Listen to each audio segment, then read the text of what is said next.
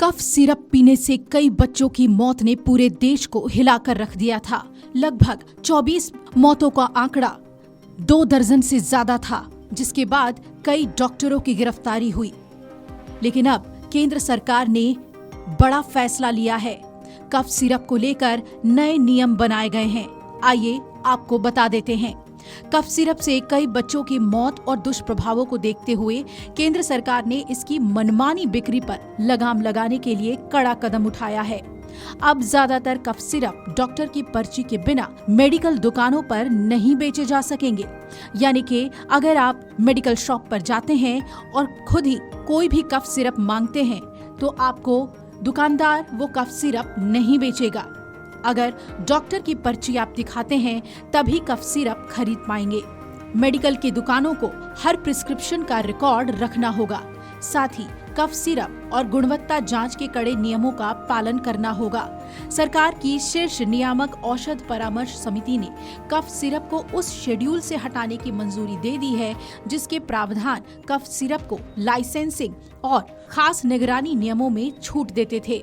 यानी इसे खरीदने के लिए डॉक्टर की सलाह और पर्ची अनिवार्य होगी। समिति के एक सदस्य ने कहा कि प्रस्ताव इसलिए लाया गया क्योंकि 3 सालों में भारत से निर्यात की गई कफ सिरपों में डाई एथिलीन ग्लाइकॉल और एथिलीन ग्लाइकॉल जैसे घातक रसायन पाए गए, जिसके चलते गाम्बिया, उज्बेकिस्तान और कैमरून में कई बच्चों की मौत हुई। हाल में मध्य प्रदेश में भी कई बच्चों की इससे मौत हुई थी। समिति के मुताबिक सरकार की कोशिश है कि खांसी जुकाम जैसी सामान्य बीमारी में भी खुद दवा लेने के बजाय लोग डॉक्टरों से परामर्श लें। केंद्रीय स्वास्थ्य मंत्रालय के एक शीर्ष अफसर ने कहा कि बच्चों की सुरक्षा सर्वोच्च प्राथमिकता है। इससे गलत दवा सेवन दुष्प्रभाव रोका जा सकेगा। हाल में ये तथ्य सामने आया था कि कुछ लोग कफ सिरप का नशे के लिए इस्तेमाल भी कर रहे हैं। वहीं कई माता पिता बिना डॉक्टर से पूछे बच्चों को सिरप दे देते हैं। मध्य प्रदेश कफ सिरप त्रासदी की जांच कर रही विशेष जांच दल यानी कि SIT ने कई बच्चों की मौत से जुड़े कोल्डरिफ कफ सिरप लिखने के आरोपी डॉक्टर की पत्नी ज्योति सोनी को गिरफ्तार कर लिया था। पुलिस के मुताबिक इस पूरे मामले में डॉक्टरों को कमीशन मिलता था, वो भी 27%।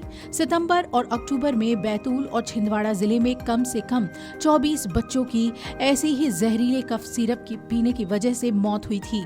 तब डॉक्टर प्रवीण सोनी की पत्नी उस मेडिकल स्टोर की मालिक थी जहां से कई पीड़ितों को कफ सिरप बेचा गया। कोल्डरिफ कफ सिरप बेचने के लिए 27% का कमीशन उन्हें मिल रहा था। उनके पति doctor Praveen Soni cough syrup लिखने के लिए 10% अलग से कमीशन लेते थे। श्रीसन फार्मास्यूटिकल्स के निदेशक प्रवीण सोनी और जबलपुर के एक थोक विक्रेता के खिलाफ 4 अक्टूबर को FIR दर्ज की गई थी।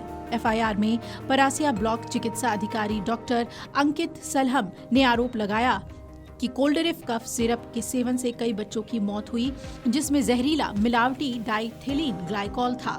रिपोर्ट में ये भी कहा गया कि परासिया उपखंड में 5 साल से कम उम्र के बच्चों को सामान्य सर्दी, खांसी और बुखार का इलाज डॉक्टर सोनी ने किया था, जो परासिया के सरकारी सामुदायिक स्वास्थ्य केंद्र में बाल रोग विशेषज्ञ के रूप में तैनात थे। इस कांड में तब 7 गिरफ्तारियां हुई थी।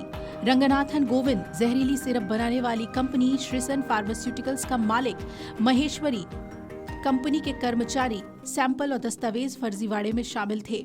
डॉक्टर प्रवीण सोनी, जिन्हें जहरीली सिरप बेचने के आरोप में गिरफ्तार किया था, राजेश सोनी, न्यू अपना फार्मा एजेंसी संचालक, इन्हें भी गिरफ्तार किया गया था। सौरभ जैन, जो एक केमिस्ट है और फार्मा से जुड़ा है, उसकी गिरफ्तारी हुई थी। सतीश वर्मा, कंपनी का मेडिकल रिप्रेजेंटेटिव यानी कि MR, और ज्योति सोनी, जो अपना मेडिकल स्टोर की प्रोपराइटर थी। अब केंद्र सरकार ने इस मामले में जो बड़ा फैसला लिया है, देखना होगा कि इसका पालन कितनी कड़ाई से कराया जाता है। Video desk amarujala.com। अगर आप ये वीडियो YouTube पर देख रहे हैं तो हमारे चैनल को सब्सक्राइब कर बेल आइकन दबाएं, और Facebook पर देख रहे हैं तो हमारे पेज को लाइक करें।